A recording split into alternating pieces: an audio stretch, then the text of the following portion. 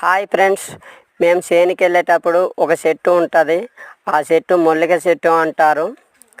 దానికి మేము ఎప్పుడు ఆ చెట్టులో ఆకులు కోసుకొని వెళ్తాం.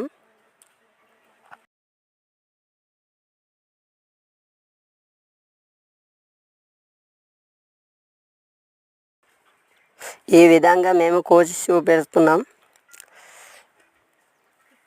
ఇప్పుడు మేము ఖచ్చితంగా ఫ్రెండ్స్ ఇప్పుడు మళ్ళీ ఇన్ని ఆకులు కోసాము.